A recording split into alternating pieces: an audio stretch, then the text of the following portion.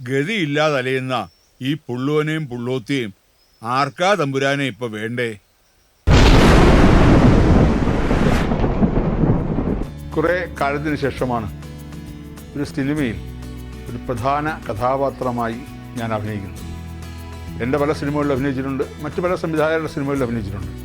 പക്ഷേ ഒരു പ്രധാന കഥാപാത്രമായി ഒരു സിനിമയിൽ അഭിനയിക്കുന്നത് മായമ്മ എന്ന സിനിമയാണ്. വളരെ മനോഹരമായ ഒരു സിനിമ, മലയാളികൾ എന്നും കാണാൻ ആഗ്രഹിക്കുന്ന, മലയാള സംബന്ധിച്ചിടത്തോളം ബ്രഹ്മാണ്ഡ സിനിമകളല്ല മലയാളികൾ ഇഷ്ടപ്പെടുന്നത്. ചെറിയ സിനിമകൾ, മലയാളികൾ തമ്മിലുള്ള നമുക്കൊരു നൊസ്റ്റാൾജിക് ഫീലിംഗ് തരുന്ന സിനിമകളാണ് എന്നും എപ്പോഴും മലയാളികൾ അംഗീകരിച്ചിട്ടുള്ളത്. അത്തരത്തിലുള്ള സിനിമയാണ് മായമ്മ. നാട് എൻ്റെ നാവൂറ് പാടാനല്ലാതെ മറ്റൊന്നും ഒട്ടും അറിയേയില്ല. അതിലെ നായികയുടെ, മായമ്മ എന്ന് പറയുന്ന കഥാപാത്രത്തിൻ്റെ അച്ഛനായ ഒരു പുള്ളുവനായിട്ടാണ് ഞാൻ അതിൽ അഭിനയിച്ചിരിക്കുന്നത്.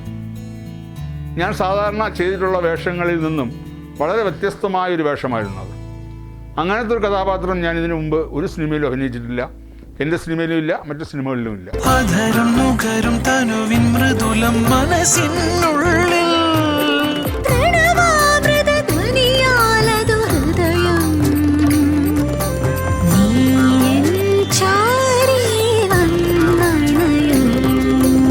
ഇന്ന് പല സിനിമകളിലും പാട്ടുകൾ എന്ന് പറയുമ്പോൾ മ്യൂസിക്കിൻ്റെ വളരെ വലിയ അതിപ്രസരമാണ് കാണാൻ കഴിയുന്നത്.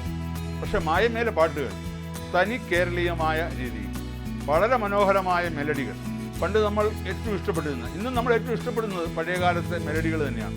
നമ്മൾ കാറിൽ പോകുമ്പോഴായാലും വീട്ടിലൊറ്റയ്ക്ക് ഇരിക്കുമ്പോഴായാലും നമ്മൾ കേൾക്കാൻ ഇഷ്ടപ്പെടുന്ന എപ്പോഴും പഴയകാലത്തെ പാട്ടുകളാണ്. ആ പാട്ടിലെ മെലഡിയും ആ പാട്ടിലെ സംഗീതവുമാണ് നമ്മളെ എപ്പോഴും ആകർഷിക്കുന്നത്. 4 പാട്ടുകളാണ് ഈ സിനിമയിലുള്ളത്.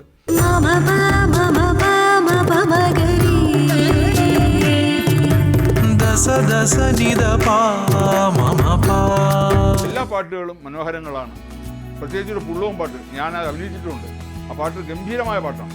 അപ്പോൾ എല്ലാ പാട്ടുകളും നല്ലതാണ്. എല്ലാ തരത്തിലും നല്ല രീതിയിലുള്ള ഫോട്ടോഗ്രാഫി, നല്ല മ്യൂസിക്, നല്ല ലൊക്കേഷൻസ്, വളരെ മനോഹരമായ ആ സിനിമയ്ക്ക് ചേരുന്ന രീതിയിലുള്ള ലൊക്കേഷൻസ്. വർക്കലയും പരിസരങ്ങളിലുമാണ് ആ ചിത്രം ചിത്രീകരിച്ചത്. എല്ലാ രീതിയിലും ഒരു കേരള തനിമയുള്ള സിനിമ തന്നെയായിരിക്കും മായമ്മ. എല്ലാവരും അത് കാണണം. ആ സിനിമയെ വൻ വിജയമാക്കി തീർക്കണം. നന്ദി, നമസ്കാരം.